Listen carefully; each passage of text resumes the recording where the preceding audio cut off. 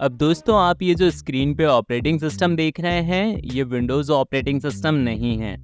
ये विंडोज़ का एक अल्टरनेटिव है जो कि ओपन सोर्स है।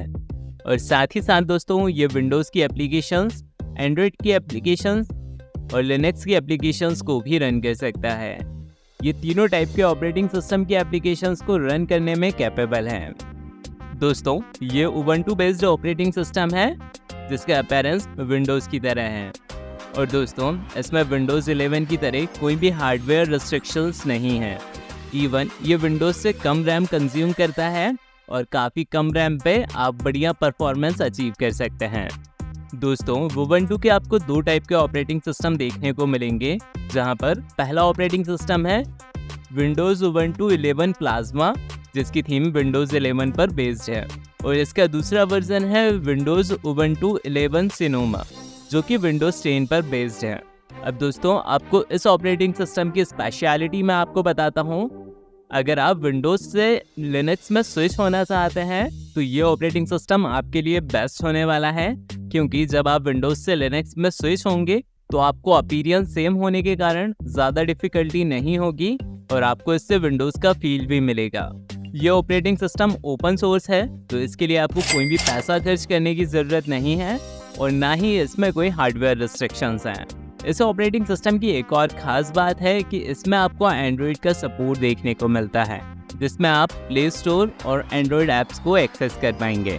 तो चलिए दोस्तों हम इस ऑपरेटिंग सिस्टम को सबसे पहले डाउनलोड कर लेते हैं। इस वेबसाइट का लिंक मैं आपको डिस्क्रिप्शन में प्रोवाइड कर दूंगा, आप वहां से जाकर इस ऑपरेटिंग सिस्टम को डाउनलोड कर सकते हैं।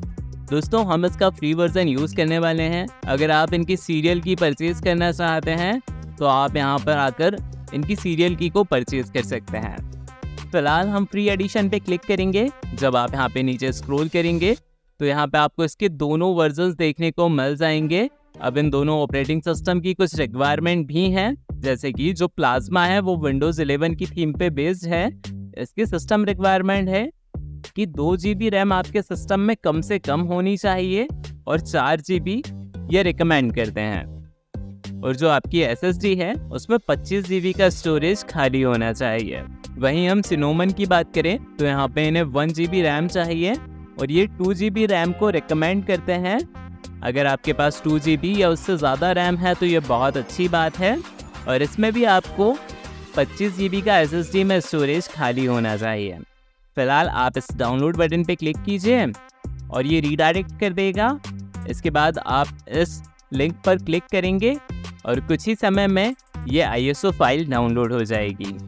अब दोस्तों ये 4.8 GB की फ़ाइल है तो इसे डाउनलोड होने में थोड़ा सा समय लगेगा और ये डिपेंड करेगा आपकी इंटरनेट स्पीड पर।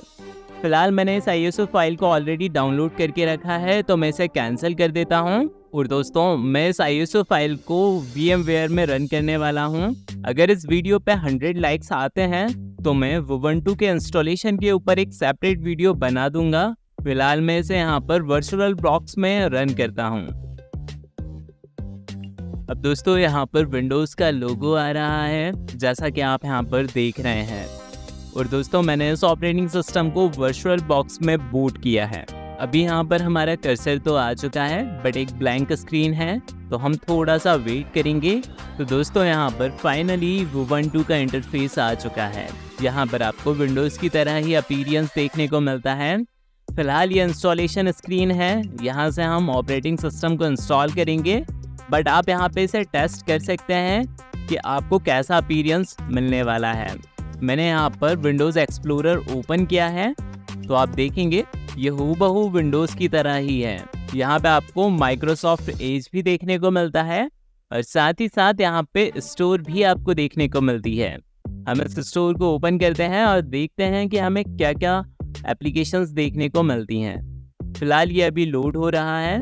वैसे इस स्टोर में आपको कई सारी कैटेगरीज देखने को मिल जाती हैं, जैसे developer tool, education tools, games, graphics, internet, media and offices जैसे टूल्स। अगर दोस्तों इन ऐप्स के अलावा भी आप कोई ऐप्स यूज़ करना चाहते हैं तो आप टर्मिनल के ज़रिए उन्हें इंस्टॉल कर सकते हैं। बट हम फिलहाल इस प्रोसीजर को आगे बढ़ाते हैं और इंस्टॉल सिस्टम पे हम क्लिक करेंगे। अब दोस्तों हम जैसे ही इंस्टॉल सिस्टम पे क्लिक करेंगे तो इंस्टॉलेशन का प्रोसेस स्टार्ट हो जाएगा। अब यहाँ पे आपको कुछ इस तरह की स्क्रीन देखने को मिलेगी। ये वेलकम स्क्रीन है। सो दोस्तों यहाँ पे ये उबंटू की इंस्टॉलेशन स्क्रीन आ चुकी है। अब हम नेक्स्ट करेंगे और अगली स्टेप की तरफ बढ़ेंगे। अब यहाँ से दोस्तों आपको अपनी लोकेशन को सिलेक्ट कर लेना है। मैं यहाँ से एशिया में कोलकाता को सिलेक्ट कर लेता हूँ, जो कि यहाँ पर मौजूद है। इसके बाद हम इसे नेक्स्ट करेंगे और यहाँ से आपको कीबोर्ड की लेआउट को सिलेक्ट कर लेना है। मैं यूएसए वाले कीबोर्ड को सिलेक्ट करूँगा। इसके बाद हम नेक्स्ट करेंगे। इसके बाद दोस्तों यहाँ पे मैंने वर्चुअली हार्ड डिस्क को क्रिएट किया था, जिसका यहाँ पे पार्टीशन आ चुका है। अब अगर आप इसे अपने मेन कंप्यूटर में इंस्टॉल कर रहे हैं तो आप मैनुअली पार्टीशन सिलेक्ट कर सकते हैं, बट मेरे इस पार्टीशन में कोई भी डाटा नहीं है, तो इरेज हार्ड डिस्क वाले ऑप्शन को मैं सिलेक्ट कर लूँगा। इसके बाद दोस्तों हम यहाँ पे नेक्स्ट करेंगे। इसके बाद यहाँ पे यूज़र का नाम आपको एंटर कर देना है। यहाँ पर मैं अपने यूज़र के नाम साइबरड्रॉइड दे देता हूँ। इसके बाद यहाँ पर आपके पास आ जाएगा कि आप लॉगिन नेम में इसे क्या देना चाहते हैं। तो मैं यहाँ पर लॉगिन में इसे सिर्फ साइबर रहने देना चाहता हूँ। और ये रहा आपके कंप्यूटर का नेम। आप इसे चाहें तो चेंज कर सकते हैं। यहाँ पे हम पासवर्ड एंटर कर देते हैं और उसी पासवर्ड को हम री एंटर कर देते हैं। इसके बाद आप इंस्टॉल वाले बटन पे जैसे ही क्लिक करेंगे तो यहाँ पर इंस्टॉलेशन की प्रोसेस स्टार्ट हो जाएगी। अब दोस्तों इस प्रोसेस में थोड़ा समय लगेगा, तो हमें यहाँ पर पेशेंस रखना है। अभी ये जो पैकेज है वो अनपैक हो रहे हैं। मैं इस प्रोसेस को स्किप कर देता हूँ ताकि आपका और मेरा समय बच सके। अब दोस्तों यहाँ पर सारी प्रोसेस कंप्लीट हो चुकी है और अब हम अपने पीसी को रीस्टार्ट करेंगे। यहाँ पर रीस्टार्ट पर ऑलरेडी टिक रहेगा। आपको सिर्फ डन बटन पर क्लिक करना है और आपका सिस्टम रीस्टार्ट हो जाएगा। अब हमारा सिस्टम यहाँ पर रीस्टार्ट हो रहा है। फर्स्ट टाइम में ये थोड़ा समय ले सकता है, तो हमें यहाँ पर वेट करना होगा। अगर आपके सिस्टम में भी कुछ इस तरह का मैसेज आए तो आप अपनी पेन ड्राइव को रिमूव करके एंटर बटन को प्रेस कीजिए। इससे आपका सिस्टम रीस्टार्ट हो जाएगा। अब दोस्तों यहाँ पर Windows Ubuntu operating system install हो चुका है और यहाँ पर ये लॉगिन स्क्रीन आ चुकी है। अब हमने यहाँ पर इसका यूज़र नेम साइबर रखा था और जो भी आपने पासवर्ड रखा है आप उस पासवर्ड को एंटर कर दीजिए। सो दोस्तों यह है विंडोज़ उबंटू का इंटरफेस।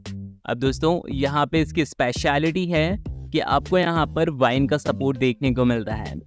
वाइन एक ओपन सोर्स विंडोज़ एमुलेटर है जो कि विंडोज़ की एप्लीकेशंस को लिनक्स में चलाने के लिए आपको सपोर्ट करता है। अब आप वाइन के ज़रिए विंडोज़ की एप्लीकेशन जैसे कि Microsoft office, VLC media player जैसी एप्लीकेशंस को विंडोज़ उबंटू ऑपरेटिंग सिस्टम में डाल पाएंगे। साथ ही साथ आप इसमें एंड्रॉयड भी यूज़ कर पाएंगे। अब दोस्तों यहाँ पे आपको माइक्रोसॉफ्ट कोपायलट भी देखने को मिल जाएगा और साथ ही साथ यहाँ पर आपको देखने को मिलेगा विंडोज़ एक्सप्लोरर, जो कि हूबहू विंडोज़ 11 के एक्सप्लोरर की तरह है। इनके आइकॉन्स भी सिमिलर हैं।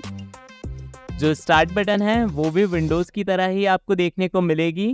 तो दोस्तों अगर आपको ये वीडियो पसंद आई हो तो प्लीज़ इस वीडियो को लाइक कीजिए, कमेंट कीजिए और शेयर कीजिए और मुझे सपोर्ट करने के लिए मेरे चैनल को सब्सक्राइब कीजिए। Thanks for watching.